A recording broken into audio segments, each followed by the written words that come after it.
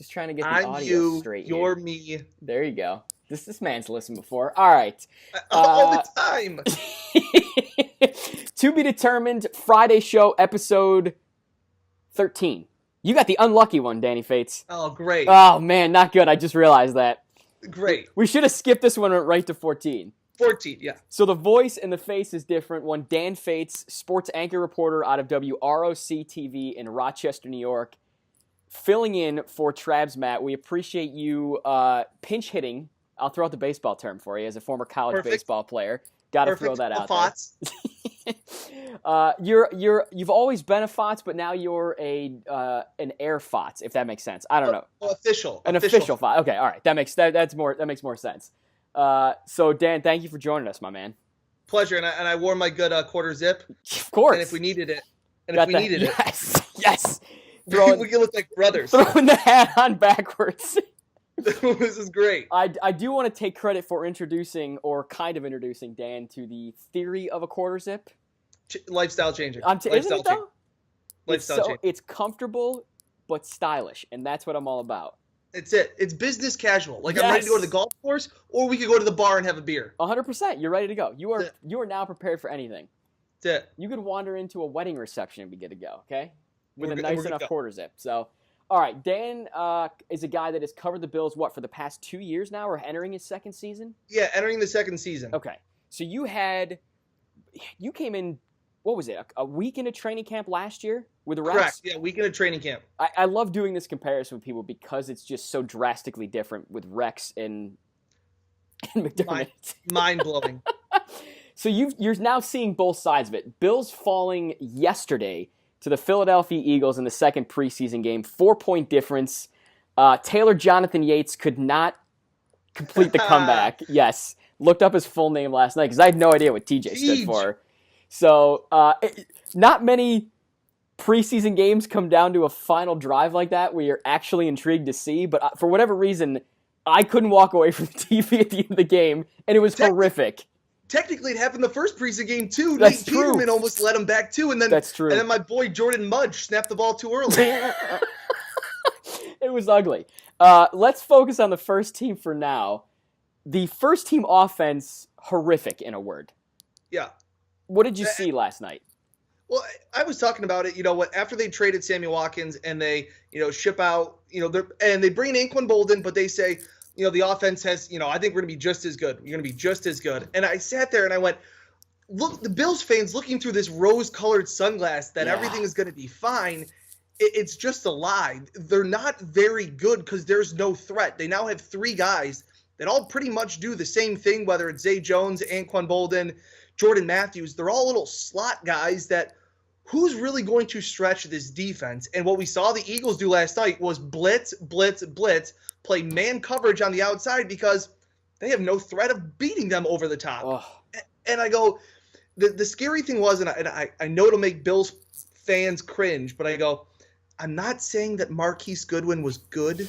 I'm not saying he was good. But when he was on the field, defenses had to go, Okay, there's that speed. Okay, maybe we'll just have a little bit of safety help over the top. And this, LaShawn McCoy looked good, but this other factor I think that's been kind of missed in this training camp and losing Sammy Watkins is this offensive line is really good on the left side if Cordy Glenn's there. And that's a big if. That's the big key. You're good with Eric Wood, you're good with Richie Incognito, but Chantrell Henderson isn't going to be there the first 5 games to begin with. And he looked brutal last night. Tyrod looked like he was running for his life on every single snap. Yeah. And they want him to be this pocket passing quarterback, and it didn't look good. Yeah. And this is the second week in a row where you can load the box, and they're going to dare Tyrod to beat them deep. And I just don't know where the explosive plays are going to happen. It's amazing how much Sammy Watkins changed this offense. One player, one wide receiver that isn't a factor on every play, but is. And that is the amazing thing about it. And you saw the evidence of that last night. It's the name and the number. Just having him out there on the field changes defenses. It's funny you bring up Marquise Goodwin, too, because I think that's an interesting point. The Bills have always had that speed guy. TJ Graham was before it. They've always for whatever reason, gone after that one guy that had elusive speed, Yep. that creates, even if it takes away that one safety that they've got to, pay more attention. That safety's got to pay more attention to this guy. It's that one key, because I'm telling you, the way they rushed this offensive line last night, and it was, I get that this is not the offensive line that you want to have week one, but you don't know what you're going to get with Cordy Glenn now. That ankle is not a sure thing. And they've gone back and forth between this. First, it was like, all right, he's missed a day. This isn't good. Then he practices like, all right, it's fine. And then he got a second opinion. But then he was back. And we're like, okay, all right, we're fine. And then he was, even Jordan Matthews, who has a broken sternum, is out there on the side of practice. Cordy Glenn has been nowhere to be seen at camp the last 3 days. And we all kind of went, where's Cordy? And it comes out, he got a second opinion, he got an injection in his foot. And I can't imagine being 345 pounds and all this pressure on your foot, and your foot is hurting. That's just not a good recipe. It's insane to me, because I think, this is my own opinion, that the Bills had mismanaged Sammy Watkins' foot injury. Sure. I think there was pressure to get him back on the field. You hope this organization, I get it's a different regime in charge, but you would hope that this regime learns from past Bills mistakes and doesn't rush Cordy back out there. Because this is your left tackle for what you hope is the next 4, 5, 6 seasons. Yeah. And if he continues to have chronic ankle problems, now you have to address yet another position on this offense. I talked to Jordan Mills when Cordy came back to practice. That first day he came back to practice after getting a second opinion. And you should have seen the smile on Jordan Mills' face from ear to ear. No pressure. Man, when we have we have Cordy back. When you're that big, that talented, that athletic, it makes everybody feel better. And now all of a sudden, he hasn't been there, and that offensive line was abused. And Tyrod took a couple hits. Yeah. He got hit in the first game, and I go, if this is going to be the guy, and I'm sure we'll talk about him in a second, but it was scary to go, why is LaShawn McCoy out there? Yeah. Because this offensive line is getting bull rushed, and the last thing you need, I've said this for the last week, talent-wise, these Bills, I've always kind of seen them as a 6-win team. Mm-hmm. They're a stub toe away from LaShawn McCoy from being like 3 wins. Yeah. They're a twisted ankle away from, if Shady goes down, where is there going to be offense? Nowhere. Jonathan Williams has looked good, and that's fine, because you need a good backup running back. Sure. But if this is going to be a lame duck season, frankly, pay Shady his money. Let him sit on the sideline and hold a clipboard the entire year. Keep him healthy, and let's come back for the next year. Because obviously this team doesn't care about 2017. Yeah, and to shift to a positive side, because it is preseason. Yeah. Listen, yeah. The only thing more boring than a Rick Dennison offense is a Rick Dennison offense in the preseason. Like, it is Valid vanilla point. as vanilla can get. Yeah. So maybe he has some wrinkles. It's the second preseason game. You would like to be competent, and the Bills just have lacked competency. But the first-team defense, good. So the offense could be summed up with Tyrod making 2 tackles, not his 2 interceptions. That's the offense in a nutshell. The defense has played unbelievably well. Right. Through 2 games. Really, the first game, Eddie Yarborough was just an absolute beast. This game, I noticed Zoe. I thought Lorenzo Alexander was, the 2 things I had for him were really quick and really confident. He knew exactly where he had to go, and this is an entirely different defense, mind you. So this, and again, he's a veteran. He gets how to make these adjustments quickly, but he knew where to go, and he got there in a hurry. And this is a guy that is an older linebacker that was 2 years ago now thought of as just a special teamer who was going to play a major factor in this defense. Last year, I talked to him when he came into camp and did a story on, what a difference it is coming in from last year when he entered, came here with the Bills as thought of as a depth guy, you're a special teamer like you were saying, Bond.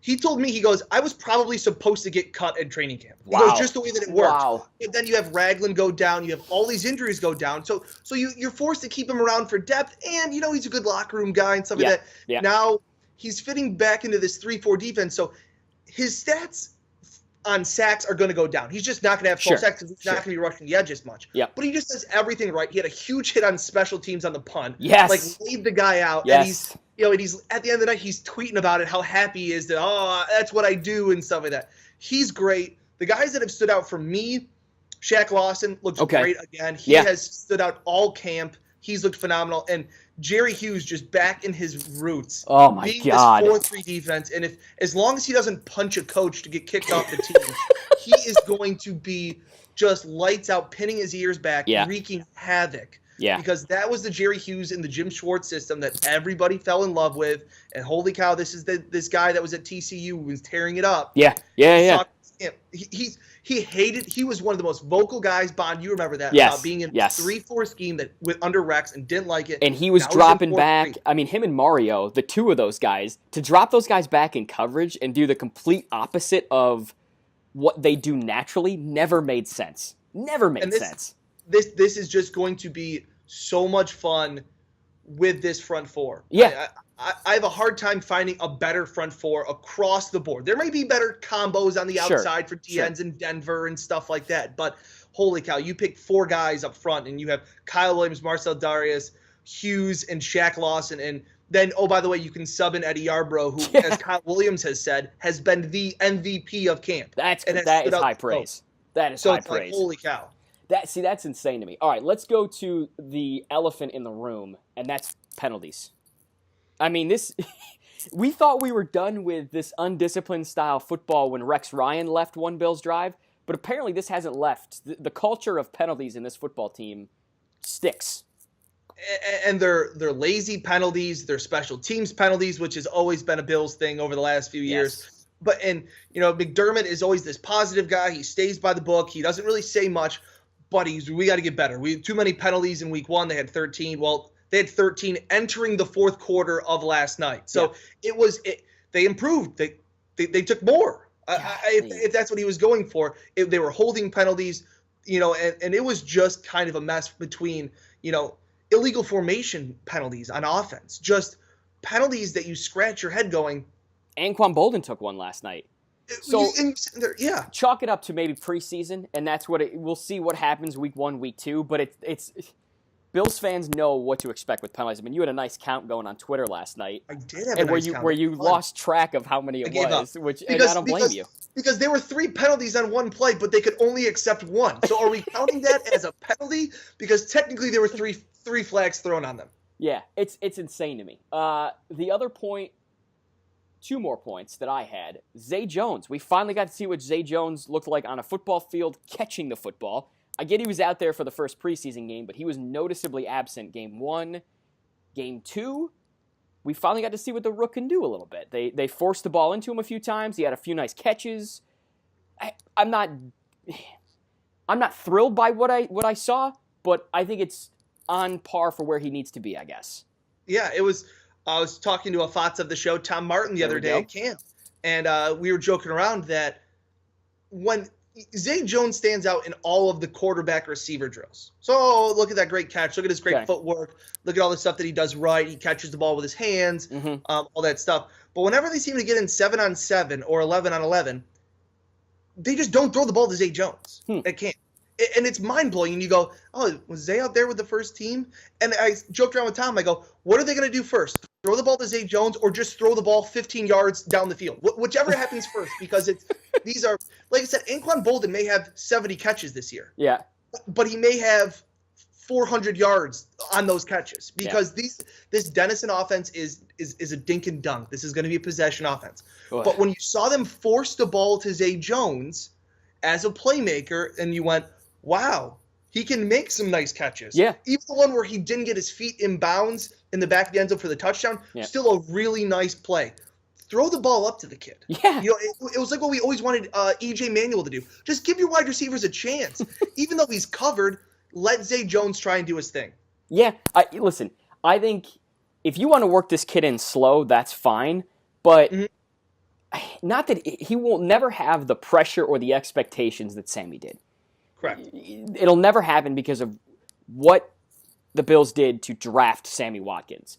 But there should be some pressure on this kid. I mean, your second-round draft pick, I felt like Robert Woods never had that pressure to be the guy. He was always, okay, you're going to be the number 2, you're going to be the number 2, and that's fine. But Zay has the potential to be that number 1 guy. And frankly, with Jordan Matthews hurt and as old as Anquan Bolden is, you're going to need a guy. So let's start running him on the outside in preseason and just see if he can do it. We get that he can catch the ball. We get that when he gets his hands on the ball, more times than not, he's going to come down with it in his hands. Hopefully he's inbounds, as you mentioned, on the touchdown, potential touchdown throw. But let's see what he can do. What do you have to lose here? I mean, if we're, again, and I hate to say this because it's preseason and we don't know how the regular season is going to go. Correct. But by all measures, this season's stacking up to be a lame duck season. Correct. And you don't want to, and I'm with you, you don't want to just throw him in the deep end and say, hey, hope you can learn how to swim. At some point, you need to slowly take off the training wheels so that he's ready for week 1 and he's still not having mommy and daddy hold onto the seat behind him. Yeah. And you just wonder, can we take that next step in week 3? Can we make him a focal point on the first drive of the game? Can we make him like even Peterman and Zay Jones seem to have a nice connection. Yeah. Tyrod and Zay Jones don't seem to have all that much. Yeah, Tyrod has got to just feel so like lost at this point. To come to Buffalo, win the job. Yeah, he comes to Buffalo, he wins the job. He feels like, all right, now I've got a home. And this new home has basically just said to him every year, well, go out and prove that you can be a quarterback. Yeah. No security. They never show confidence in him. And I get it. And he says all the right things. Every day doesn't change. I need to go out there and win it. It matters. It matters if I'm a baseball player and every single day my coach says you're going to be the 3-hitter, or if every single day I have to earn that I'm a 3-hitter. And then by the way, then you're dropped in a lineup and we're going to put somebody else in. I understand that Tyrod has never made that leap, and he may never be that leap, but you know what you're going to get with Tyrod, and to sit here and say that this book is still out on Tyrod Taylor, to me seems like a little bit of a cop-out. You know what you want. You know what he is. Is he the one? I don't know. But to sit here in week 2 of the preseason and be like, oh, Nate Peterman's giving him a run for his money. Have you seen what Nate Peterman's done? It's like, oh, please. Yeah, Peterman was good. I enjoyed watching Peterman play. He's I don't know, whatever it is, I don't know if it's just that there's like some sort of allure around him. I don't know. I don't know what the best way to describe it is, but he's been fun to watch in the preseason. But we should not, after 2 preseason games, let's not anoint the guy the Hall of Famer and this guy's going to be the day one starter. This is Tyrod's team still. We get that. But let the kid sling it a little bit. Let him experience an NFL game and then groom him every week. And this is the worst thing for Tyrod Taylor possibly because he has rabbit ears and he hears everything. Good analogy.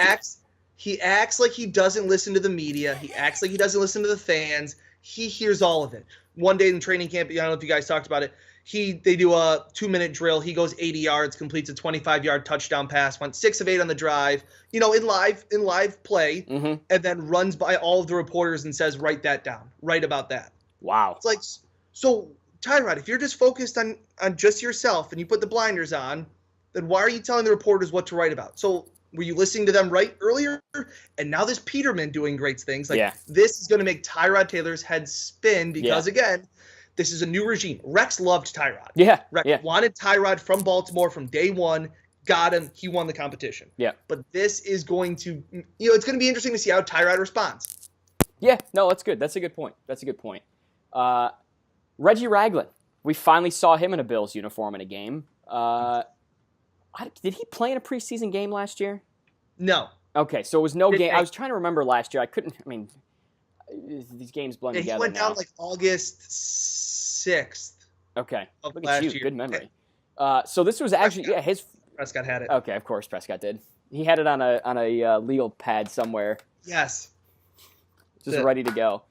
I thought he looked good. He looked better than the third team. So I don't get why this guy's down on the third team. I don't know. Listen, the rumors are out there whether they're going to trade him, cut him, bury him on the depth chart. He looked better than the third team. Now, I'm not saying this guy's a starter, but at least let him run with the second, maybe get him second quarter minutes, I guess you could say, and see what he does. If he fumbles and he makes mistakes, then fine. Okay, he had his chance and he didn't capitalize on it. But this guy clearly is better than the third team. It looked like he was just frustrated at how awful the talent was around him. Made a couple nice plays, I thought. Yeah, we didn't know if Preston Brown would fit into this, this 4-3 and being this middle linebacker. And it's funny, you think about how great Sean McDermott's scheme has been in Carolina when they were a great defense. Yep. They had this guy named Luke Kuechly there, and he was a middle linebacker, and he's turned out to be pretty good. Yeah. So it's like, okay, Is it the chicken or the egg? Is Kuechly good because of McDermott? Is McDermott got a good scheme because of Luke Kuechly? It's a little bit of both. But for whatever reason, Ragland hasn't picked up this, sideline to sideline running scheme. Ragland looks slower. He also looks smaller on the field when he gets in there with the second teams. And it's one of those things, like I said, Rex drafted him to be in a 3-4. Yep. And he's bread and butter 3-4. And he's a smart kid, Ragland, but it's just he's right now is fighting an uphill battle. Because of how good Preston Brown's looked and because of how good Shaq Lawson's looked, it's made Ragland stick out like a sore thumb. Like, well, how come he isn't as good as Lawson in his first training camp? Yeah. How come he isn't as good as Preston Brown? We didn't think Preston would fit this scheme. Well, I mean, first of all, he's never played in this scheme before, I don't believe, right? And second of all, he's coming off an ACL tear where he's got to get his confidence back anyways, that every time he plants with that leg, his knee isn't going to shred to pieces. So this is an interesting year for a second-round guy who was a second-round draft pick. This organization, again, has not done him any favors by showing zero confidence in him. Nope. And like I said, and this is the interesting thing. McDermott said it. They're not trying to look to acquire talent. Those are his words. They're looking to build a football team. Yeah. Okay. I would think that I would like talent more than anything else on a football team. You need talented football players. I mean, and this is my only analogy. Listen.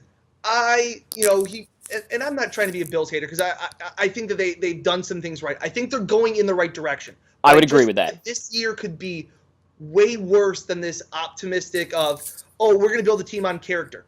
I don't know if the Patriots have won Super Bowls. They didn't win it on character while they had guys murdering people on Tuesdays and then showing up to practice.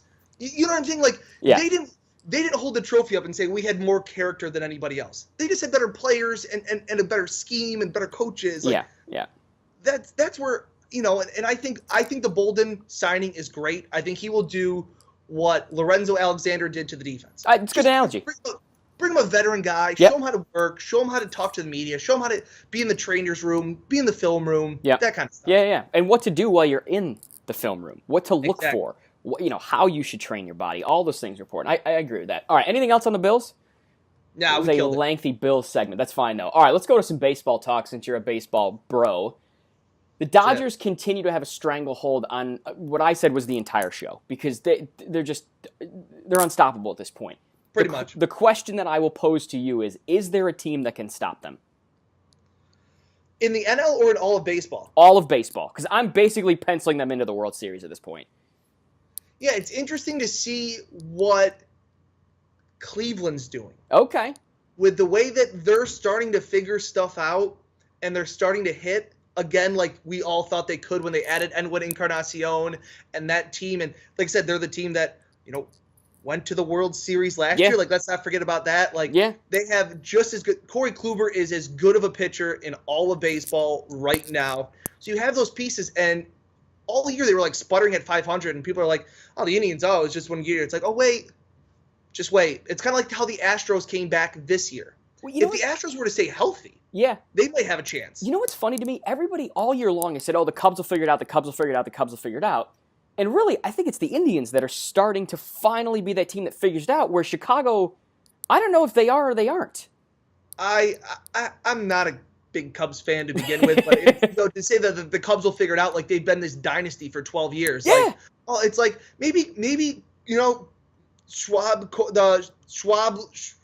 kid. Sorry, maybe Schwarber. Maybe like he just had a good year, and maybe they just had career years. Maybe Rizzo and Bryant aren't these 330 hitters that they were last year, and maybe they just take a little step back. Like, I don't know, it's possible. Freaking John Lester got lit up for 9 runs off the Reds yesterday at home. So we're going to sit here and say, like, oh, Lester, game 1. And I don't know. I'm not sipping the Cubs Kool-Aid just yet. Let's dive back into the Dodgers a bit. I mean, this is an unprecedented run we've seen in, 60 games now? Yep. I want to say it is. I mean, they now have the record for 50 games. I don't know what the record is for 60 games. But this is, I look at they've got a 71% winning percentage. That is insane in a league where without their ace, which is amazing to me. And who knows when that guy's going to come back and what he'll be when he comes back. Yeah. Obviously, he'll be good, but whether he'll be in rhythm. I mean, baseball, as you know, and this is just a lacrosse guy on the outside looking in, it's a rhythm sport. You need to come. I mean, the Nats should be freaking out because Harper may not come back until, September? And just before the playoffs, you want a guy that's in rhythm and ready to go, and he's at that peak performance. And this is a guy that's got to start over and really quickly. The same can be said about Kershaw. I'm not exactly sure when he's supposed to come back, but the fact that this team has won 8 of their last 10, there's a 71 win percentage right now. At home, 50 out of their last 60. At home, they've won 51 games. The Giants haven't even won 51 games all year. I mean, it's amazing. And you look at how you build a team, like we're talking about the Bills, and I know we're talking different sports, but the Dodgers look like they're not going anywhere anytime soon the way the roster's built. My God. Because they're doing it so perfectly between the blend of guys like Corey Seager and the young shortstops, and then you add Cody Bellinger in the outfield, another young guy, and then you still have Puig, who's starting to figure it out, still has the talent, but then you have sprinkled in guys like Adrian Gonzalez. You have guys sprinkled in like a Chase Utley, and you're like, oh, wow. Like, they have veteran postseason experience, and they're showing these kids that have a ridiculous amount of talent, and this is how you do it. Justin Turner's batting over 300 and is a freak now. It's like, what, how? And they're just all getting it right. And I think Dave Roberts is a good manager that they relate to. I think he was always a great guy in the locker room, and those guys always tend to be great coaches. And that staff, that back end of that bullpen with Jansen, it's I don't know. I agree with you that you can pretty much pencil them in the NL. It's hard. I thought Washington was the only team that was going to give him trouble. But with the Harper injury, to me, that completely changes things. It completely changes. Now, I'm not saying the Astros should be penciled in, but my God, I mean, the Red Sox may be the only team that gives them trouble. The Indians, to your point, starting to figure it out. They've won 7 of their last 10. Yeah. And really, as you look at Houston, it's funny. I'm just looking at the standings right now. Boston has won 8 of their last 10. The Indians have won 7. Houston has only won 3. No, I'm not saying they're slumping by any stretch of the imagination because they've won 74 games, but man, their rotation has just been decimated. Yeah. And if they can get anybody back like a Keuchel and to get those guys back, it's tough because that lineup can put up 8 runs in a blink of an eye, and they just need to have somebody better than you or me on the mound pitching for them to win a baseball game. Hey, I'm only throwing about 65, buddy. I need a lack stick to do any sort of damage. That's it. I always got to bring lacrosse into it at some point. I'm sorry. All right, let's go to McGregor and Mayweather.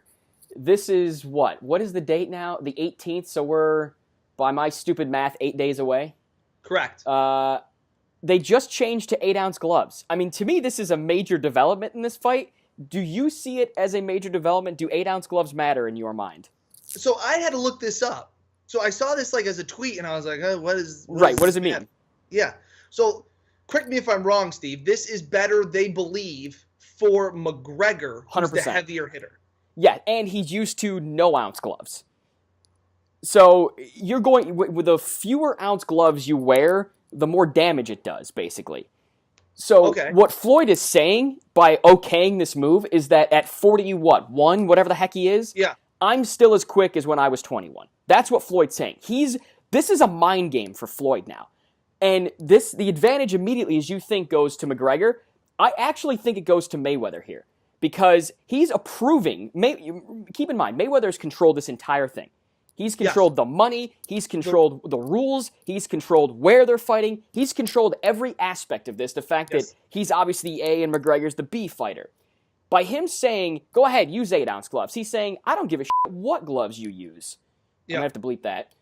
I should know on my own podcast not to do this. I know, I was trying to be very polite. He's saying, I don't care what gloves you use, you're not going to hit me. It doesn't matter. You're not going to hit me. That's exactly how I took it. Okay, all right, good. As I went, what does this matter?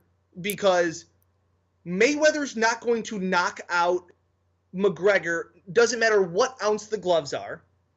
And to me, it doesn't matter because McGregor's not going to be able to hit Mayweather no matter what ounce gloves he's wearing. Yeah. So I kind of looked at it as, I guess they both think that they win in this. They both can, because like I said, Mayweather hasn't knocked off somebody since I was in elementary school. So maybe he thinks, hey, now that I have a lighter glove and I hit somebody, maybe that I can connect on one. Maybe that gives me a better chance. But I see it as McGregor's not going to land any punches on him. And I guess for Mayweather's brittle hands, maybe this puts a little bit more pop behind him. I guess that's my thought. No, I would say no to that, actually, for the Mayweather point. Because when your hands are as brittle as Floyd's are, that's going to do more damage to your hands than anything else. To your hands, okay. So I think there is the risk that Floyd, if he connects on a good one, could break a hand. And then, to me, all bets are off.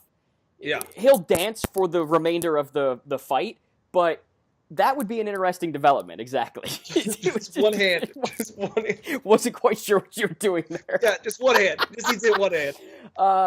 You know what? The outsiders, the guys that don't pay as close attention to boxing and this spectacle, are going to see the 8-ounce gloves as, oh my God, it gives McGregor a chance. Someone who follows it just sees this is a mind game more than it is anything else. And I think, too, it's Vegas's way of drawing more bets to McGregor because it's such a landslide for Mayweather. There's got to be so many bets on McGregor. Yeah.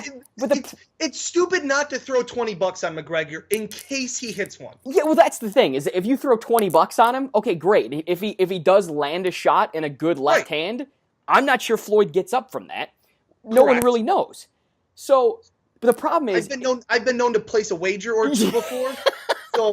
So I look at this and I go, there's no way to me that Mayweather loses the fight. I just don't don't believe see that it he either. loses the fight. But to make money on this fight, if you're a gambler, you got to put like $1,000. Yes.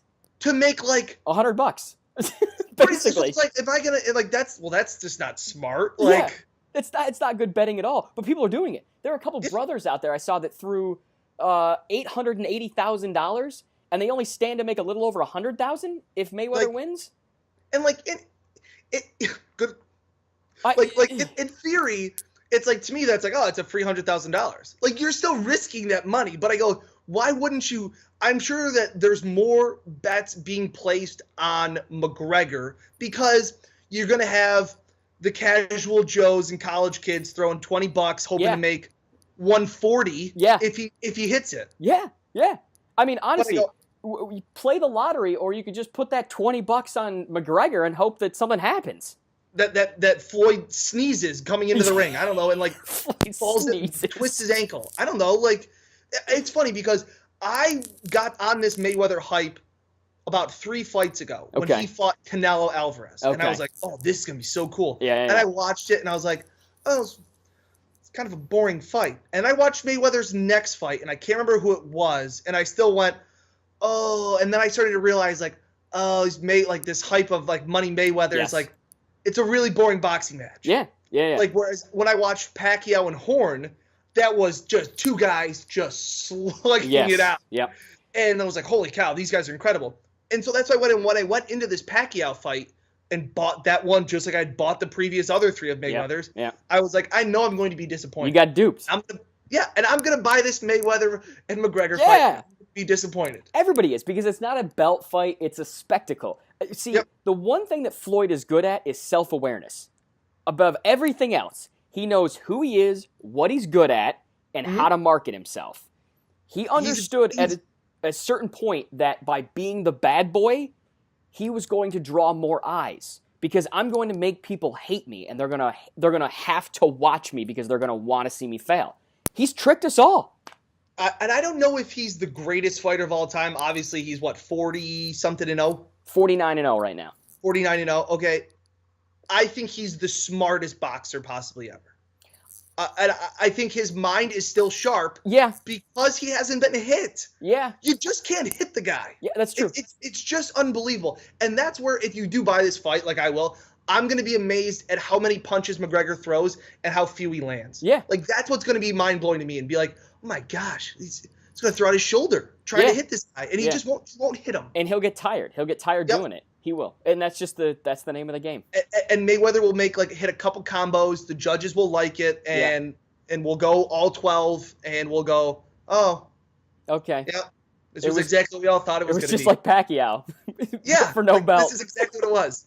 It's amazing. All right, Dan Fetes, anything else? Nah, man. This is an honor. When Dan Fetes, hey, the pleasure was all mine, my man. I appreciate you Like, taking... Cat didn't make an appearance, I though. know! He came on just before we started recording. That's and not for the entirety of the podcast. He's a true sleeping somewhere professional. else. He's a true professional. He knew the camera was rolling. He's like, I'll let you guys do your thing. Oh, man. All right. Dan Fetes at WROC. I do want to point out that we will not have a show on Sunday. We're going to record on Tuesday and release it on Tuesday. TrabsMatt enjoying some well-deserved vacation time. That kid takes like one vacation a year. That's about it. Yep. So it's well-deserved for that man. I do want to say publicly congratulations on becoming a wedded man. Look at that handcuff he's got on that left hand. My God. Dan did the right thing and married up. So that's it. Outkicked my coverage. Renee is far superior to you, but that's all right. Prescott did the same, so it's all good. Yep. It's all good. Thanks a lot for having me on, man. I appreciate it. Buddy, this was a giant pleasure. We'll do it again sometime soon. You got it, man.